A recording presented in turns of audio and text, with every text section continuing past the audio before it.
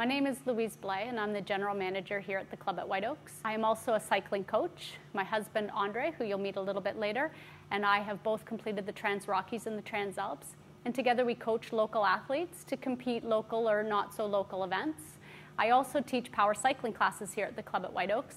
And one of the classes that I teach is an interval class, and we employ the high-intensity interval training that we're about to look at today in some of my classes. High-intensity interval training is a type of interval training that's been around for a few years, but it doesn't really seem to have hit the cycling market just yet, which seems kind of funny to me because cyclists often complain that they don't have enough time to train because, as we know, traditional cycling takes a long time. People are usually out on their bikes for hours and hours a week, and a lot of us, if we want to get better, know that we just can't dedicate that kind of time to our training. So high-intensity interval training, I'm going to guess that most of the research started at McMaster University. It seems to be one of the leading sources of information, which is cool because that's local. Australia also is leading the world with high-intensity interval training. But one of the protocols that was developed at McMaster takes approximately 35 minutes to complete. The really neat thing is that the study that they used to verify the effectiveness of this protocol actually showed better results in every determinant of fitness when they used 3 bouts of high-intensity interval training with their athletes per week versus a traditionally trained athlete who had to spend many, many more hours on his bike. So as a fitness professional, I get really excited when I can counter the I don't have enough time to exercise or I don't have enough time to improve argument with a really well-founded, well-researched protocol. And high-intensity interval training, especially the one we're going to do today, definitely does that. Today we have Andre Blais with us to demonstrate the high-intensity interval training protocol. Andre's my husband. I talked him into this. It's not a fun protocol, but it is effective. So Andre's already warmed up for this. He's spent about 10 minutes on his bike, which is really important when you're about to put in a high-intense effort that you get a good warm-up. So Andre, have you feel warm, you're sweating, you're breathing? Yes, I am. Ready Perfect. For this. All right, so this protocol involves then that you're going to put a certain amount of resistance on the bike, and I'll coach you through that. That is going to be very challenging for about 30 seconds because what we're trying to do is mimic the effort of about 250% of your VO2 max or about 175% of your peak power output. Now, you already know your peak power output because you've measured it on one of these bikes before, but the average person probably doesn't. So here's how we're going to coach this. I'm going to ask that you increase your cadence to about 100 RPM.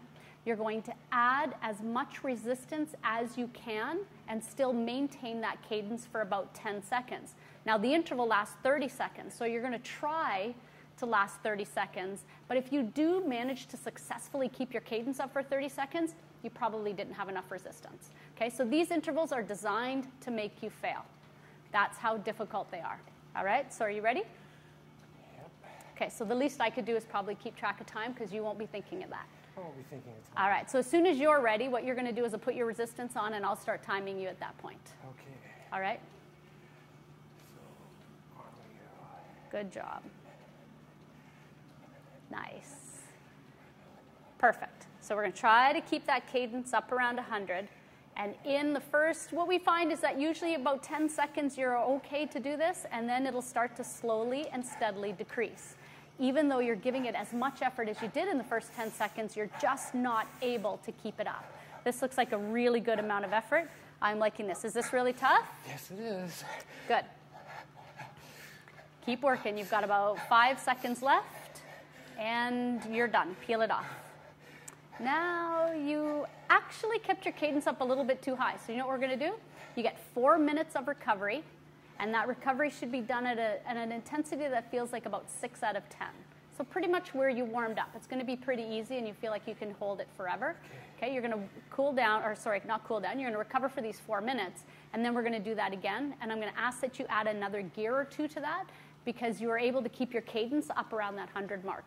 And really what should probably happen is that you'll be at about 100, and then you'll start to see it slowly tick down, and you may end up around 70 or 65 by the time the interval is over. That's how intense it is. It's also important that these intervals always be done seated. It's a dangerous protocol. That's why doing it on a stationary bike is really nice. If you were to do this outside on your regular bike, the kind of effort that we're going to ask from you can, make your eyes rattle around in your head. Wouldn't be safe if you were out there with traffic. So this is a really nice place. And for those of you that are stuck inside, don't like to ride outside in the wintertime, this is a great way to get fitter through the wintertime. Especially if you don't have a lot of time, because 3 times a week is really going to be all that you need. So you feel recovered? Somewhat. Good. Okay. Awesome. So you're 4 minutes. You've completely recovered. Yep. We're going to do these 6 times. That's what constitutes an entire high-intensity interval training workout. So you can see it takes about 35 minutes from start to finish. 4 minutes of rest in between each interval. Each interval is 30 seconds long. All right? So once again, I'm going to ask that you add an extra gear or 2 from what you previously had, and we're going to make this a little bit tougher. Watch his face. You'll see the difference. All right. Okay, for 30 seconds. Let me know when you're ready. Ready, set. Perfect. Good job. So the effort stays up. Nice, nice. This looks much better. Good job. Really, really tough. You got about 10 seconds left. Keep going. Good job. Keep it up. Keep it up. Nice work. Perfect. Peel it off. Spin your legs out. Get your cadence back up. It'll help you recover. Nice. Did that feel different? Much more difficult? It's more difficult, yes. Perfect. These are actually based on what's called a Wingate power test. It's exactly the same thing as a Wingate. So that was a protocol that was already being used to test power output in cyclists. But this has been shown when we repeat it within the course of a workout like this to increase VO2 max, to increase lactate threshold, to increase time to fatigue, and even time trial performance in cyclists when compared against traditionally trained cyclists, which is a really big deal. So for a very small amount of time, you're going to get really big results. The one thing I would recommend, though, is because doing these intervals, so 3 30-minute workout sessions a week, isn't going to prepare you to sit on your bike for 3 or 4 hours on a Sunday morning in a club ride. So you really want to make sure that you still have that one longer sustained effort through the week, which biomechanically will keep you there, and it will also help your cardiovascular system recover from some of these tough workouts that you've had during the course of the week. Nice job, Andre.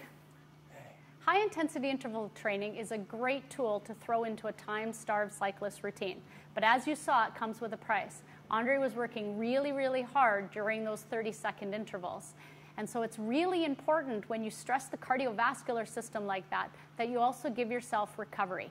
And what I mean by that is if Andre did this workout on a Monday, then on Tuesday, better than taking the day off, I would actually have him be on his bike and work at a very low intensity for probably 30 minutes. So he would spin his legs out at a fairly high cadence, but he wouldn't feel like he was really doing anything at all. And that's a really tough workout for people to do. And often they skip that part of their workout, which is unfortunate. Because as Lance Armstrong is known to have said, the biggest mistake cyclists make is that they don't go hard enough on their hard days and they don't go easy enough on their easy days. Try to avoid staying in the middle and you'll actually see improvement. So don't be afraid to work as hard as you saw Andre work, or even a little bit harder if you want, but then you always have to counter that with those nice light recovery workouts as well. And then you'll really start to see results.